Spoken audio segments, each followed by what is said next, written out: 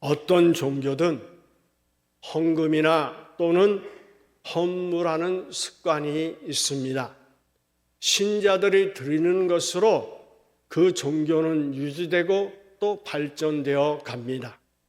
그런데 출애굽기에 나타난 이스라엘의 헌물 기록은 조금 특이하게 되어 있습니다. 사람이 신에게 헌금이나 헌물을 바쳐서 복을 비는 것이 일반적입니다. 그러나 출애굽기에서는 하나님이 먼저 물질을 가져오라고 요구하고 백성들이 여기에 따르고 있습니다. 인간 사회에서 있어서는 남에게 무엇을 요구한다거나 받는다라고 하는 것은 경우에 따라서 엄청난 책임을 져야 하는 행위입니다. 그렇다면 오늘 드린다라고 하는 뜻이 무엇일까요? 드린다라고 하는 말을 사전에 보면 남에게 어떤 물건이나 마음, 행위 등을 정중하게 내어주는 것이다, 이렇게 정의하고 있습니다. 그렇기 때문에 우리가 하나님께 드린다라고 하는 것은 하나님께 정중하게 내어드려야 한다라고 하는 의미를 갖고 있습니다. 예배를 드린다는 것, 기도를 드린다라고 하는 것, 헌금을 드린다고 하는 것, 헌신을 드린다고 하는 것, 이 모든 것이 내 마음을 담지 않는다면 정말로 드린다라고 할 수 없습니다. 하나님이 원하시는 예배, 기도, 헌금, 헌신을 드리지 않는다면 하나님이 과연 기뻐하실까요? 기뻐하시지도 않고 제대로 드리는 것이 아닙니다. 드린다 할지라도 헛수고에 불과합니다. 우리는 가인과 아벨을 통해서 알듯이 하나님이 원하시는 것을 드려야 합니다. 하나님은 우리의 예배를 무조건 받으시지 않습니다. 하나님이 원하시는 뜻에 맞아야 합니다. 아벨은 믿음으로 가인보다 더 나은 제사를 드렸습니다. 이 말은 내 방식이 아니라 믿음으로 드려야 한다라고 하는 것입니다. 믿음으로 드린다는 것은 뭘까요? 하나님의 말씀을 따라서 하나님의 뜻을 따라 드린다라고 하는 것입니다. 내 방식으로 믿는 것은 믿음이라고 볼 수가 없습니다. 우리는 가난한 과부가 예수님 앞에 드린 헌금을 통해 우리의 헌금을 드리는 자세를 배워야 합니다. 헌금이 많고 적고의 문제가 아닙니다. 드리는 마음의 문제라고 하는 것입니다. 돈이 많다고 교만하거나 자랑해서는 안 됩니다. 그렇다고 돈이 없다고 위축되거나 포기해서도 안 됩니다. 엘리야는 하나님의 말씀대로 사렙다 과부에게 갔습니다. 이 사렙다 과부는 엘리야의 말에 순종했을 때 양식이 마르지 않는 하나님의 역사를 경험했습니다. 이것은 현실을 보지 않고 하나님의 전능하심을 보았습니다. 바로 있는 양식을 먹고 나면 죽는 것이 현실입니다. 그러나 현실 너머에는 하나님의 능력이 있다라고 하는 것을 믿었습니다. 지금 교회는 내부 공사를 위한 헌신자를 찾고 있습니다. 어떤 사람은 돈이 없는데 굳이 공사를 왜 하느냐라고 이야기를 합니다. 또 돈이 없으니까 돈을 마련한 다음에 공사를 하면 되지 않겠느냐라고 하는 사람도 있습니다. 이 모든 사람들은 현실을 보고 돈이 없는 것만 보고 있습니다. 그러나 어떤 사람은 하나님이 하실 거라고 믿는다라고 말을 합니다. 그리고 남들이 보기에 힘이 버거울 정도로 헌신하는 모습을 봅니다. 하나님이 이들 중에 어떤 사람을 쓰실까요? 사렙다 과부처럼 행동하는 사람에게 하나님은 역사하십니다. 드리는 마음이 있는 사람에게 드릴 수 있도록 만들어 주십니다. 드리는 마음이 없는데 굳이 믿음을 주셔서 쓰시지는 않습니다. 드리는 마음이 있는 사람들에게 하나님의 역사는 나타나게 되어 있습니다. 드리는 사람이 축복을 받습니다. 드리는 사람에게 응답이 있습니다. 드리지 않는 사람에게는 아무 일도 생기지 않습니다. 두아디라 성 출신의 자색옥갑 장사라는 누디아는 빌립보에서 사도 바울을 만나 예수님을 믿고 온 가족과 함께 세례를 받은 유럽 최초의 그리스도인 중에 한 명입니다. 이 사람의 회심이 그리스도의 복음이 온 세계로 확장되는 발판이 되었습니다. 왜냐하면 이 누디아라고 하는 사람이 사도 바울의 사역을 적극적으로 도왔기 때문입니다. 이렇게 누디아라고 하는 하나님께 드리는 마음이 위대한 역사를 이루었다라고 하는 것입니다. 출애굽기 25장을 보면 하나님은 그의 백성에게 적지 않은 예물을 요구했는데 무슨 이유로 그들에게 재물을 가져오라고 하셨을까요?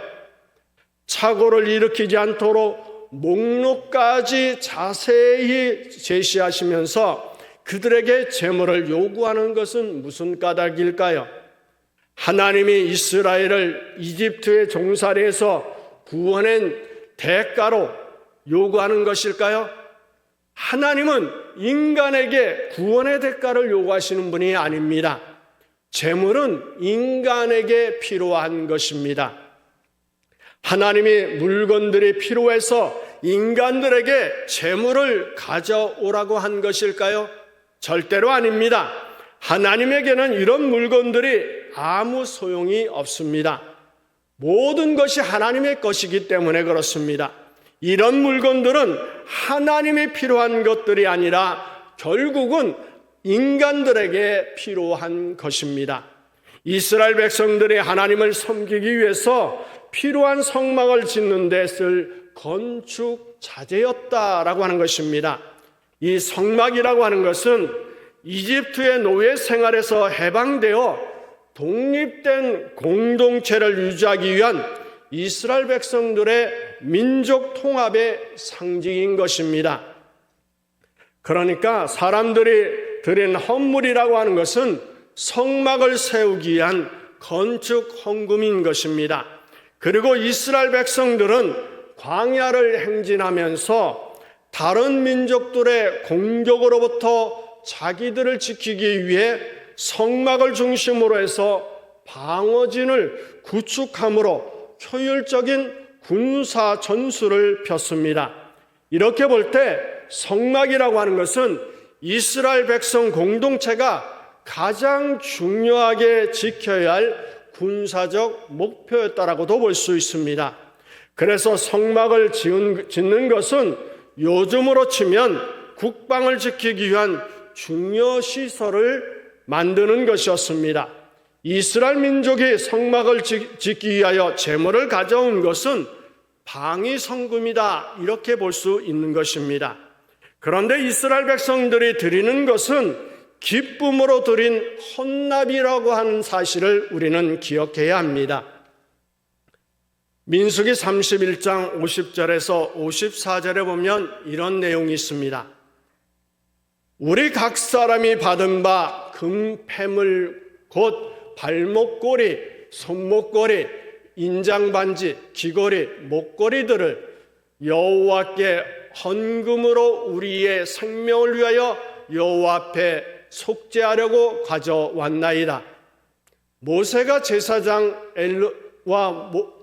엘르에살이 그들에게서 그 금을 만든 모든 폐물을 취한즉 천부장과 백부장들이 여호와께 드린 거제 금 도합이 16,750세겔이니 군인들이 각기 자기를 위하여 탈취한 것이라. 우리 다 같이 읽어볼까요? 모세와 제사장 엘르아살이 천부장과 백부장들에게서 금을 취하여 회막에 들여 이 내용의 상황은 이스라엘이 미디안과의 전쟁에서 승리를 했습니다. 일반적으로 전쟁에서 승리하면 전쟁에 참여한 군사들이 전리품을 차지했습니다. 이 전리품을 백성들하고 나누고 난 다음에 이 전쟁에서 한 사람도 죽지 않고 승리했다라고 하는 것에 감사해서 지휘관들이 하나님께 감사 예물을 드리는 내용이 지금 읽은 내용입니다. 이렇게 지휘관들이 자발적인 예물을 속죄의 의미가 넘어서 하나님을 향한 깊은 감사의 고백과 신뢰의 표현입니다. 전쟁에서 이기고 돌아온 이들이 스스로 하나님께 나아가 드리는 이 예물은 단순한 물질이 아니라 마음과 믿음의 표현이었다라고 하는 것입니다.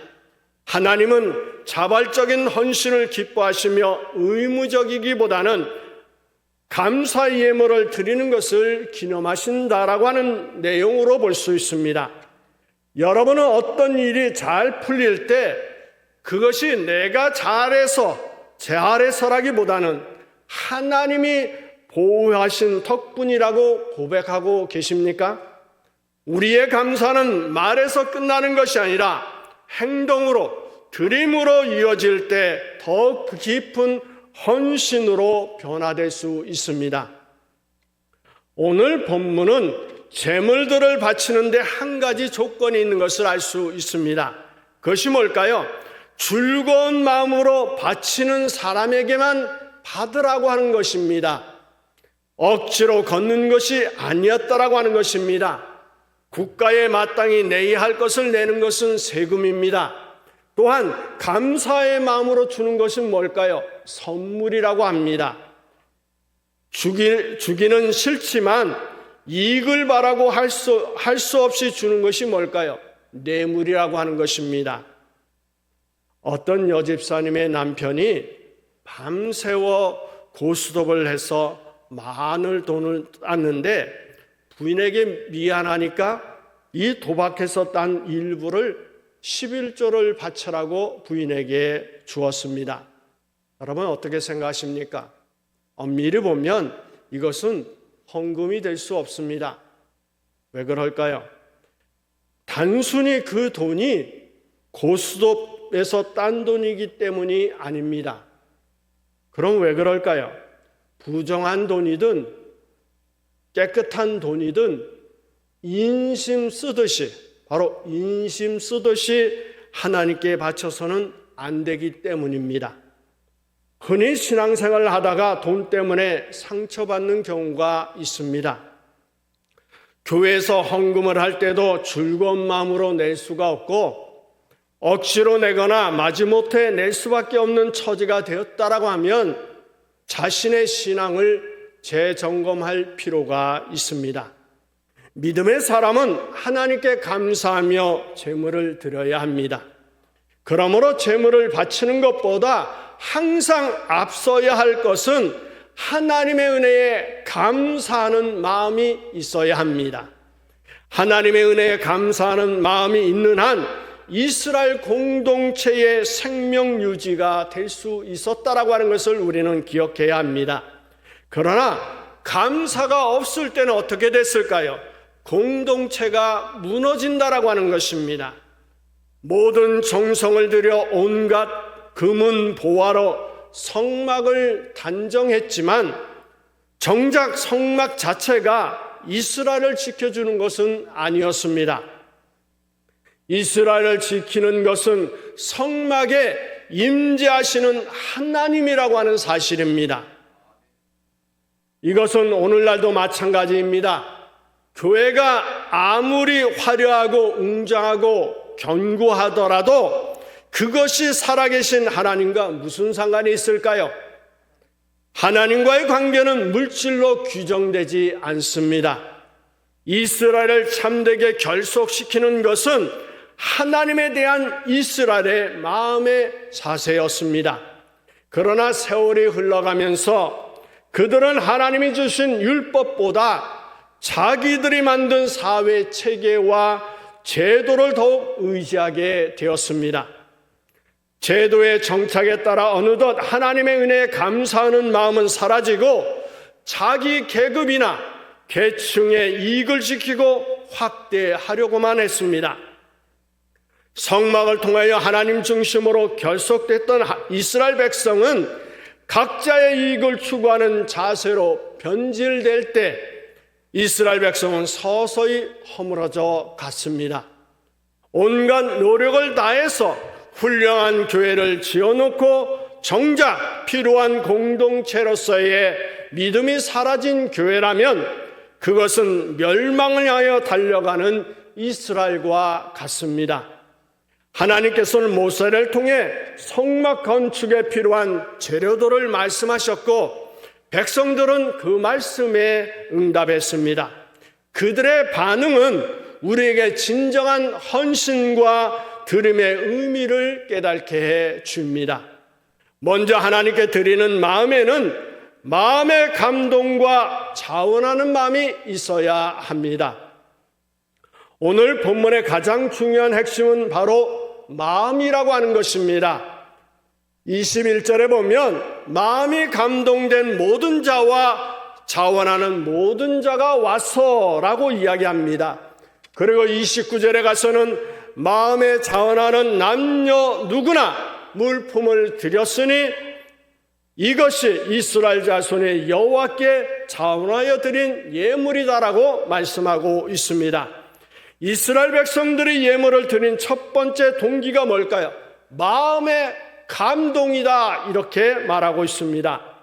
이스라엘 백성은 금송아지 사건으로 인해 하나님께 죄를 범했습니다. 그렇지만 하나님께서는 놀라운 용서와 은혜로 함께 하시고 그들이 이것을 경험했습니다. 하나님께서 그들 가운데 거시기 위해 성막을 지으라고 명령하셨을 때 이스라엘 백성들은 그 은혜에 감격하여 마음이 움직였다라고 하는 것입니다. 감동이라고 하는 것은 외부의 강요나 의무감에서 오는 것이 아니라 하나님을 향한 사랑과 감사에서 시작됩니다. 하나님은 억지로 드리는 것을 원하지 않습니다. 강요된 헌신은 종교적 행위에 불과하지만 은혜에 감격하여 자원하여 드리는 것은 하나님과의 깊은 교제가 됩니다. 여러분 지금 무엇에 감동하고 계십니까? 우리를 죄에서 구원하시고 영원한 생명을 주신 하나님의 사랑에 깊이 감격하고 계십니까? 그 감동이야말로 우리가 가진 것을 기꺼이 하나님께 드릴 수 있는 진정한 힘이 됩니다. 성막을 지으려는 하나님의 계획에 동감하고 감격하여 기쁨으로 참여했던 이스라엘 백성들처럼 우리도 하나님의 나라와 교회를 위해 기쁨으로 자원하는 마음으로 드릴 수 있어야 합니다. 다음으로 하나님께 드리는 것에는 드려진 예물의 다양성과 보편성을 우리가 볼 수가 있습니다. 이스라엘 백성들이 드린 예물을 살펴보면 그 종류가 매우 다양했다라고 하는 것을 알 수가 있습니다. 22절에 보면 귀금속들을 드렸습니다. 그리고 23절에 보면 재료들을 드렸습니다. 24절에 보면 금속과 나무들을 드린 것을 볼 수가 있습니다. 그뿐일까요? 25절과 26절에서는 기술과 노동력을 드린 것을 알 수가 있습니다. 27절, 28절에 보면 보석과 향품을 드린 것을 알 수가 있습니다. 이 목록을 통해 우리는 두 가지 중요한 사실을 깨달을 수 있습니다. 첫 번째는 드려지지 않은 것이 없었습니다. 모든 백성이 각자 가진 것, 자신의 소유 전부를 돌아보고 하나님을 위해 드릴 수 있는 것을 가져왔습니다. 귀한 금은 보화는 물론 성막에 필요한 실과 가죽, 심지어는 섬기는 일에 필요한 조각목까지 크고 작은 모든 것이 예물이 되었습니다. 하나님께 드린 것은 단순히 물질만이 아니라는 의미입니다. 이스라엘 여인들이 직접 손으로 실을 뽑아 드린 것처럼 우리의 재능, 시간, 수고도 귀한 예물이 될 수 있다라고 하는 것입니다. 하나님은 우리의 최고의 것을 원하시며 그 최고의 것은 사람마다 각각 다르다라고 하는 것입니다. 둘째로 남녀노소, 빈부, 귀천의 차별이 없었습니다. 22절에 보면 마음이 원하는 남녀가 와서 드렸다라고 얘기하고 27절에 보면 족장들도 참여했다라고 이야기합니다.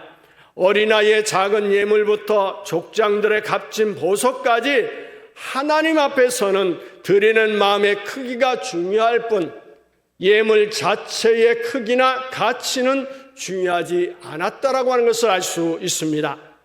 마치 예수님께서 두 렙돈을 드린 가난한 과부의 헌금을 칭찬하셨듯이 하나님은 우리의 마음을 보십니다. 내가 드린 것이 적다고 부끄러워할 필요도 없고 많다고 교만할 필요도 없습니다. 중요한 것은 그 드림이 마음에서 우러나온 진실한 헌신인가 하는 것입니다. 이렇게 하나님께 드린 마음에는 기꺼이 드리는 헌신의 결과가 있다라고 하는 것을 알 수가 있습니다. 이스라엘 백성들의 자원하는 드림은 놀라운 결과를 낳았습니다. 그들이 이렇게 기꺼이 드린 결과 성막 건축에 필요한 재료는 차고도 넘치도록 충분했다라고 하는 것입니다. 출애굽기 36장 5절 7절을 보면 백성들이 너무 많이 가져와서 모세가 더 이상 가져오지 말라라고 공포할 정도였습니다. 하나님께 기꺼이 드릴 때 부족함이 없습니다. 우리가 가진 것을 아까워하며 움켜쥐고 있을 때 교회는 늘 부족함을 느낄 수밖에 없습니다. 교회에서 어떤 일을 할 때 어떤 사람은 부족한 것만 보고 안 된다라고 말을 합니다. 하지만 이스라엘 백성들처럼 한 마음으로 기쁨과 자원한 마음으로 자신의 시간과 재능과 물질을 드릴 때 하나님은 그 헌신을 받으시고 교회의 필요를 넉넉하게 채워주십니다. 성막은 이스라엘 백성들이 하나님을 만나는 장소, 임재의 처소였습니다. 그들이 드린 예물은 결국 하나님께서 그들 가운데 거하실 수 있는 거룩한 공간으로 만드는 데 사용되었습니다. 이처럼 우리의 모든 헌신은 궁극적으로 하나님께 영광을 드리며 하나님께서 우리의 삶과 공동체 가운데 친히 거하시는 통로가 되도록 만들어야 합니다. 오늘도 하나님은 우리의 마음을 찾으십니다. 하나님께서 오늘 우리에게 원하시는 것은 화려하고 값비싼 예물이 아닙니다. 하나님이 가장 기뻐하시는 것은 은혜에 감격하여 자원하는 마음이라고 하는 사실을 여러분 믿으시기 바랍니다. 우리가 무엇을 드릴 수 있을까요?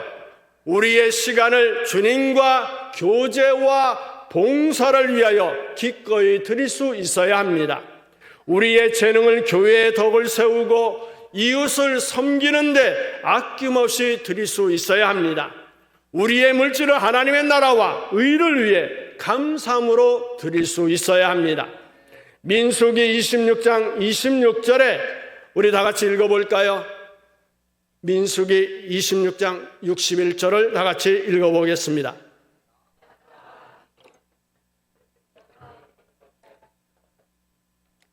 나답과 아비후는 아론의 아들들이었습니다. 그리고 제사장의 자격이 있었습니다. 그러나 그들은 하나님께서 명령하지 않은 다른 불을 사용해서 하나님께 드리려고 시도했습니다. 하나님의 말씀을 따르지 않은 결과는 오늘 여기서 죽음이라고 이야기합니다. 이 사건은 드리는 행동보다 중요한 것은 드리는 마음에 있다라고 하는 것입니다. 초대교회의 아나니아와 삽비라도 역시 마찬가지입니다. 그들은 다른 사람이 드린다고 자신도 드려야 한다는 마음이 결국 죽음에 이르게 만들었다라고 하는 것입니다. 하나님은 헌금의 많고 적금을 말씀하지 않습니다. 드리는 마음이 어떤지를 보신다라고 하는 것입니다. 이렇게 하나님께 제물이나 헌금을 드렸지만 하나님으로부터 외면당하는 사람들이 많은 거 여러분 아십니까? 마음 중심을 보시는 하나님을 무시했기 때문에 그렇습니다. 그렇기 때문에 얼마만큼 물질을 드리고 얼마만큼 복음의 일을 했느냐가 아니라 얼마나 하나님과 같은 마음을 드리고 행했느냐에 항상 초점을 맞추어야 합니다. 이스라엘 백성들이 애굽에서 나와 가장 소중히 여겼던 재물을 풀어 성막에 제례를 드린 것처럼 우리도 하나님께 우리에게 주신 모든 것을 감사함으로 자원함으로 드림으로써 하나님께서 우리의 삶과 교회 가운데 친히 거하시며 놀라운 역사와 축복을 이루어 가시는 것을 경험하는 여러분이 되시기를 예수의 이름으로 축원합니다.